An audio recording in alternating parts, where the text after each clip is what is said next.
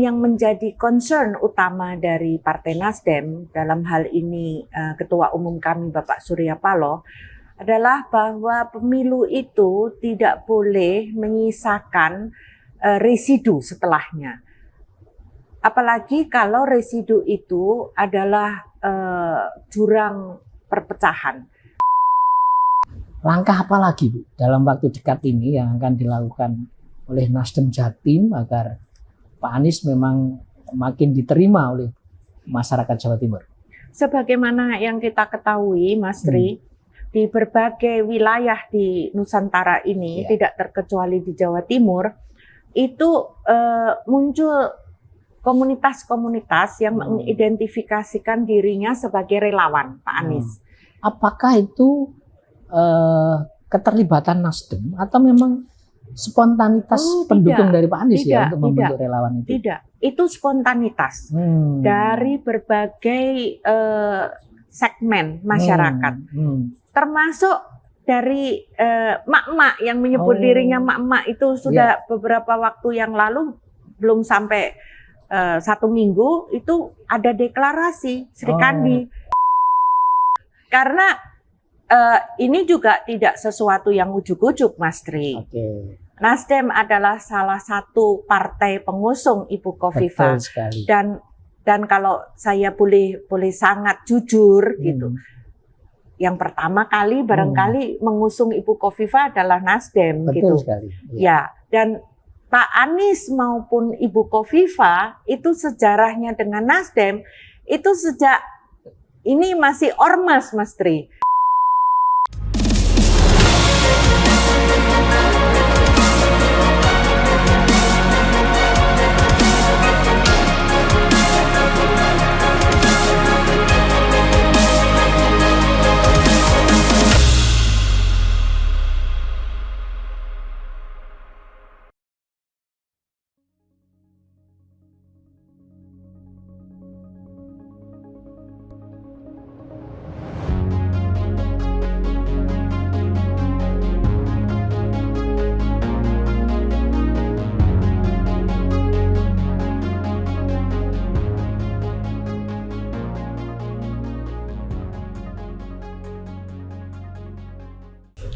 Assalamualaikum warahmatullahi wabarakatuh, Tribuners dan pembaca harian Surya dimanapun berada. Kembali bertemu dengan saya, Tri Mulyono, pemimpin redaksi Tribun Jatim Network dan penanggung jawab di harian Surya. Kali ini kita bertemu dengan tokoh wanita terkenal di Jawa Timur. Beliau adalah Sri Sayekti Sujunadi atau yang biasa kita sapa Bu Jenet atau Kak Jess, Ketua DPW Partai Nasdem Jawa Timur. Assalamualaikum warahmatullahi wabarakatuh, Bu Jess. Assalamualaikum warahmatullahi wabarakatuh. Senang sekali bisa ngobrol dengan Tribuners dan pembaca harian Surya. Bu Jess, penetapan Pak Anies Baswedan sebagai Capres Nasdem 2024 tentu ini diharapkan menimbulkan efek ekor jas ya, kotel efek bagi Nasdem. Nah, selama 4 bulan terakhir setelah penetapan itu, apakah efek ekor jas itu mulai terlihat, khususnya di Nasdem Jawa Timur, Bu Jen? Oke, sebelum saya menjawab pada inti pertanyaan, bolehkah saya sedikit keluar dari itu? Silakan. Ya, untuk menyampaikan bahwa penetapan Pak Anies Rashid Baswedan sebagai capres dari Partai Nasdem itu sesungguhnya bukan orientasinya bukan untuk mendapatkan kotel efek, ya, tetapi karena suksesi nasional yang memang akan terjadi di 2024 ini, itu yang menjadi concern utama dari Partai Nasdem dalam hal ini Ketua Umum kami Bapak Surya Paloh adalah bahwa pemilu itu tidak boleh menyisakan residu setelahnya. Apalagi kalau residu itu adalah jurang perpecahan, pemisahan antara pendukung satu capres dengan capres yang lain. Nah, seyogyanya pemilu itu sebagai instrumen demokrasi haruslah membawa bangsa dan negara ini untuk kemajuan yang berkesinambungan. Ya. Nah, dan karena itu maka Partai Nasdem sejak dini melalui mekanisme internal partai itu mencoba untuk menganalisa calon-calon mana yang terbaik. Nah, melalui Rakernas Partai Nasdem pada bulan Juni tahun 2022, kami sudah mendapatkan 3 calon nama. Pak Anies Rashid Baswedan adalah salah satu dari 3 calon itu. Dan kemudian setelah berproses, Ketua Umum kami tentu saja dengan melakukan berbagai diskusi dengan berbagai stakeholder, akhirnya kami Partai Nasdem mengusung Bapak Anies Baswedan pada mendeklarasikannya pada 3 Oktober 2022 yang lalu. Nah, segera setelah dideklarasikan, maka tentu saja seluruh komponen kekuatan Partai Nasdem bekerja untuk tahap yang berikutnya, yaitu melakukan sosialisasi dalam rangka memperkenalkan capres kami kepada masyarakat. Dan tentu saja ini adalah merupakan bagian dari upaya kami untuk memenangkan Bapak Anies Baswedan di pemilu yang akan datang. Nah, di Jawa Timur tidak terkecuali. Kami melakukan hal itu dengan seluruh unsur Partai Nasdem di kabupaten kota, di 38 kabupaten kota, beserta dengan caleg-caleg Partai Nasdem sudah mulai mensosialisasikan hal ini. Alhamdulillah, Mas Tri, bahwa banyak sekali orang yang kemudian yakin bahwa Pak Anies adalah baik dan terbaik bagi bangsa ini. Kemudian itu bersimpati kepada Nasdem dan tidak sedikit yang kemudian bergabung bersama Nasdem. Jadi kalau ditanyain apakah efek ekor jas itu terjadi, saya harus katakan ya. Oke, luar biasa. Dan Nasdem Jawa Timur langsung tancap gas ya Bu ya, mengkoordinir semua relawan-relawan untuk pemenangan Pak Anies gitu ya. Nah, langkah apa lagi Bu dalam waktu dekat ini yang akan dilakukan oleh Nasdem Jatim agar Pak Anies memang makin diterima oleh masyarakat Jawa Timur? Sebagaimana yang kita ketahui, Mas Tri, di berbagai wilayah di Nusantara ini, tidak terkecuali di Jawa Timur, itu muncul komunitas-komunitas yang mengidentifikasikan dirinya sebagai relawan Pak Anies. Apakah itu keterlibatan Nasdem atau memang spontanitas pendukung dari Pak Anies ya untuk membentuk relawan itu? Tidak, itu spontanitas dari berbagai segmen masyarakat, termasuk dari mak-mak yang menyebut dirinya mak-mak itu sudah beberapa waktu yang lalu, belum sampai 1 minggu itu ada deklarasi Sri Kandi. Dan gini Bu Janet ya, dalam beberapa pemilu kan terkadang aktivitas relawan ini tidak seiring dengan partai. Justru sebaliknya dalam konteks ini Nasdem mengkonsolidasikan para relawan ini juga gitu ya. Iya, gitu. Kami memang berusaha untuk pertama-tama mengidentifikasi kaum relawan ini. Nah, setelah itu kami ajak untuk berdiskusi. Ya, karena kita semua ini mempunyai satu kesamaan. Kita ingin Pak Anies dalam Pilpres 2024 nanti kemudian keluar sebagai pemenang dan karenanya akan menjadi presiden kita yang berikutnya setelah pemilu Pilpres 2024 itu. Dan kesamaan inilah yang kemudian mengikat kami. Tidak berarti bahwa Partai Nasdem dalam hal ini kami DPW Jawa Timur berusaha untuk menseragamkan itu, tidak. Tetapi dalam koordinasi ini kita akan memaksimalkan langkah kita. Jadi dari sisi jangkauan, dari sisi upaya-upaya pemenangan itu akan menjadi jauh lebih maksimal. Dan untuk itu kami berusaha terus-menerus bersama-sama dengan para relawan untuk saling mengingatkan bahwa kita tidak boleh membangun sekat-sekat, antara lain itu yang kita sebut dengan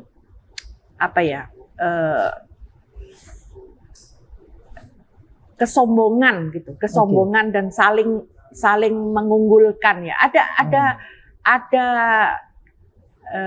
Bukan disadari, tetapi tanpa disadari gitu. Ada semacam berlomba-lomba untuk ingin dilihat. Itu yang terjadi, Bu, di banyak pemilu gitu. Ya, berlomba-lomba ingin saling dilihat. Nah, kita dalam komunikasi itu berusaha terus-menerus untuk menghilangkan egosentris ini gitu. Egosentris ini dan memadukan semua potensi, memadukan semua kekuatan hanya untuk satu tujuan, yaitu bagaimana memenangkan Pak Anies. Bu Jess, kita tahu lah ya bahwa selain mesin politik dan logistik, faktor ketokohan itu menjadi penting dalam pemenangan setiap pemilu gitu. Nah, pertanyaan sekarang, personality Pak Anies yang bagaimanakah yang disukai oleh Nasdem ini, Bu, sehingga kok Nasdem kelihatannya langsung jatuh cinta ke Pak Anies ini? Iya, Mas Tri, kita tentu saja semua upaya yang kita lakukan di dalam memilih pemimpin itu harus mengacu kepada cita-cita berbangsa dan bernegara kita. Kita ini bangsa yang besar, Mas Tri. Ya, dianugerahi Gusti Allah sebagai bangsa yang besar, bangsa yang kaya. Dan kemudian oleh para pendiri bangsa ini memang sudah visinya itu sebagai bangsa besar. Ya. Karenanya di dalam preambul Undang-Undang Dasar kita disebut bahwa salah satu tugas yang diemban itu adalah ikut menjaga perdamaian dunia. Nah, itu nggak mungkin kan kalau bukan bangsa besar kok mau ikut menjaga perdamaian dunia. Itu desain dari republik ini adalah bangsa besar. Ya, selain kalau mau jadi bangsa besar tentu harus menjadi bangsa yang sejahtera, harus menjadi bangsa yang cerdas. Ya.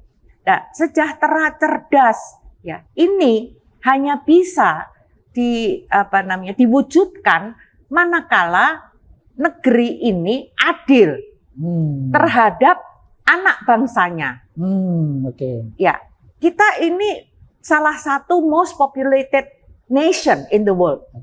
Betul ya? Ya, betul. Nah, itu artinya setiap anak bangsa itu harus mendapat kesempatan yang sama. Memang tidak bisa kita sama rata, sama rasa, itu enggak. Tetapi keadilan itu harus ada. Nah, sifat ini ada di seorang Anies Baswedan. Dan adil itu membutuhkan keberanian. Adil itu membutuhkan keberanian, Mas Tri. Ya. Nah, seorang Anies itu tanpa menunjukkan otot, begitu ya. Tetapi dia tuh firm. Dan itu sudah kita lihat dari rekam jejaknya dia selama antara lain menjadi gubernur DKI. Dia adil kok, sama semua golongan, semua agama, etnis.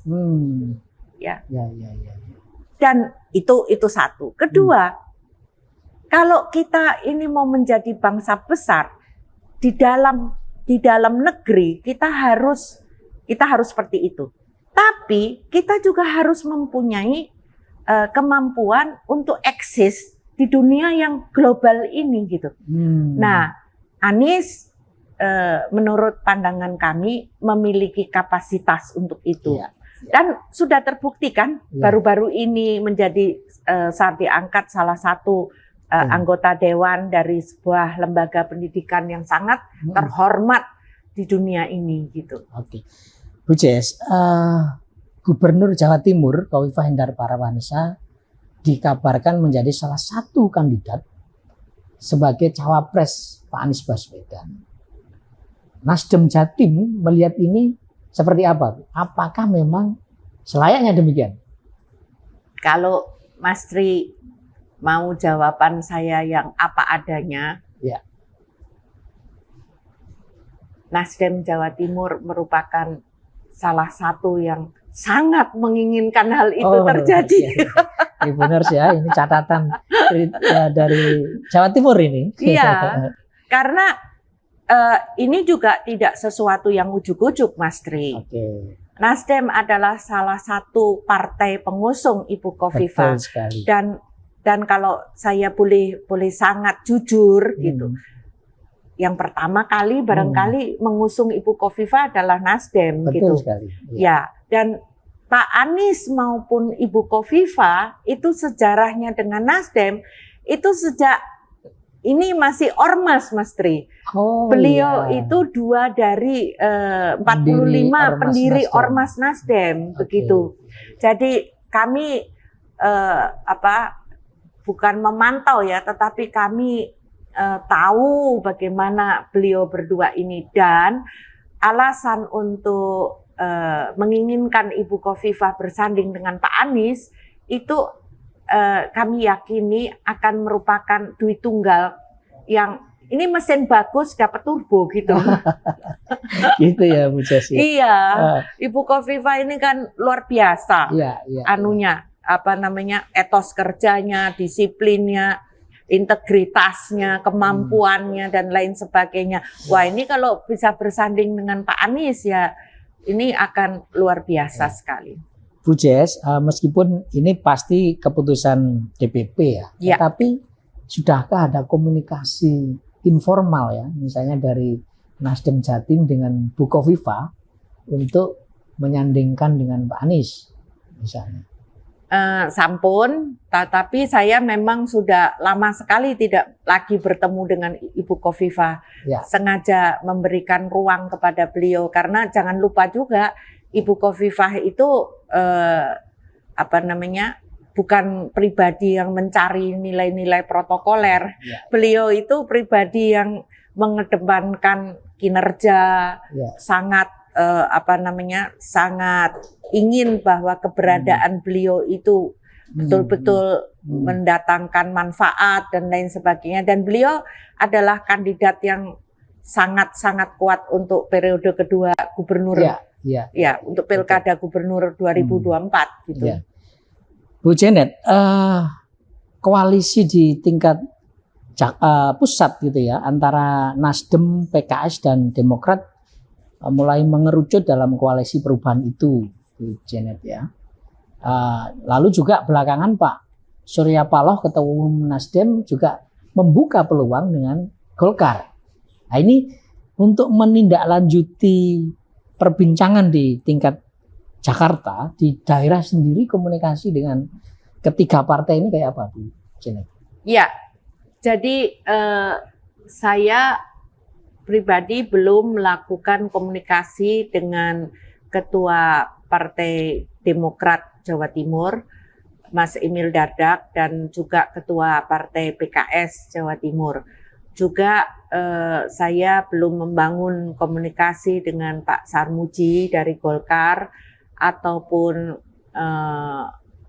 Anwar Sadat dari Gerindra dan Pak Halim dari PKB, karena sebelum Pak Surya bertemu dengan Golkar itu Wakil Ketua Umum bersama dengan beberapa kolega dari DPP itu kan sempat berkunjung kepada sekber Partai Gerindra dan jadi, Partai PKB. Nasdem justru yang memulai silaturahim ini kan gitu Bu. Iya, sesungguhnya membangun kultur bernegara yang memang sudah dicontohkan oleh para pendiri bangsa ini gitu, bahwa di antara partai politik itu ada waktunya bertanding, tapi ada waktunya bersanding juga kan. Jadi ini tinggal nunggu waktu aja ya untuk menjalin komunikasi di Jawa Timur, Bu Janet. Bu Jess, kita tahu bahwa pemilu 2024 ini pertama kali ya, pemilu serentak itu ya. Nah, tentu energi tantangannya pasti berbeda dengan pemilu-pemilu sebelumnya, Bu Janet. Yang pertama kali serentak itu pilkadanya, Mas. Kalau pilpres sama pileknya kan kemarin juga udah serentak. Iya. Jadi, tetapi adakah Bu ya yang dilihat Bu Janet tantangan yang sebelumnya tidak terjadi di pemilu sebelumnya dan ini akan terjadi di pemilu serentak ini? Iya, jadi sesungguhnya Mas, penyikapan kita terhadap pilkada itu juga harus berubah. Ya, kalau itu pilek sama pilpresnya kan sama ya, sudah yang lalu. Nah, pilkada ini akan berlangsung di November tahun yang sama. Setelah pemilu presiden dan pemilu legislatif gitu ya. Iya. Dan jangan lupa yang kita cariin ini bukan sekedar pemilu pilkada gitu. Yang kita cari ini adalah calon-calon pemimpin baik di tingkat provinsi maupun kabupaten kota. Ya. Tidak kalah pentingnya dengan pilpres. Iya, betul. Ya kan? Wilayahnya aja, wilayah kerjanya aja yang kecil gitu. Tapi itu tidak kalah pentingnya. Karena itu tentu Partai Nasdem, karena kami ini koridornya di dalam mencari pemimpin itu sangat jelas. Cari putra-putri terbaik. Kedua, tanya sama masyarakat. Ketiga, lakukan itu di semua tingkatan tanpa mahar dalam bentuk apapun. Nah, karena koridor yang sangat jelas ini, maka dari mulai sekarang pun kami sesungguhnya sudah mulai mencari kira-kira siapa yang baik untuk kami usung di pilkada yang berikutnya. Karena waktunya pendek sekali, Mas. Betul sekali. Kita setelah coblosan tanggal 14 Februari 2024 itu mulai dengan proses penghitungan suara, ya kan? Nanti sengketa suara dan seterusnya sampai penetapan akhir dari penyelenggara. Iya. Betul nggak? Betul. By the time itu selesai, ini sebentar lagi proses pilkada sudah dimulai. Iya. Oke. Nah, jadi kalau kami kemudian nunggu dulu, baru sesudah itu kami mencari siapa kira-kira putra-putri terbaik untuk kalau konteks Jawa Timur 38 kabupaten kota dan provinsi Jawa Timur. Wah, nggak nututi, Mas. Iya.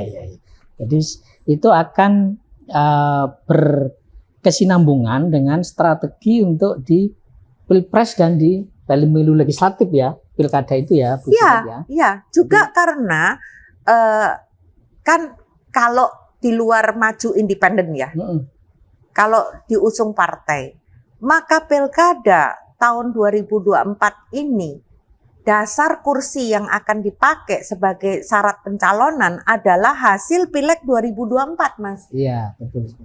Jadi itu saling berhubungan. Ngomong soal target, Bu Janet, pilkada targetnya berapa yang akan dimenangkan oleh Nasdem Jawa Timur?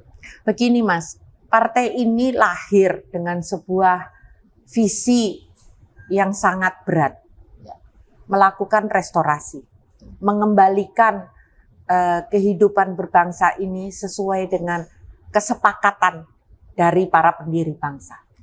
Ya, dan itu omong kosong belaka. Kalau Nasdem ini tidak menjadi partai besar, omong kosong, Mas. Bagaimana kita kemudian melakukan perubahan ketika kemudian kita ini tidak berarti, suara kita tidak berarti. Nah, karena itu memang tidak mungkin kita kun fayakun, Mas. Nah, tetapi dari satu pemilu ke pemilu yang lain, yang berikutnya, itu harus ada lompatan-lompatan yang signifikan. Harus, Mas. Kalau tidak, maka cita-cita besar kami itu omong kosong belaka.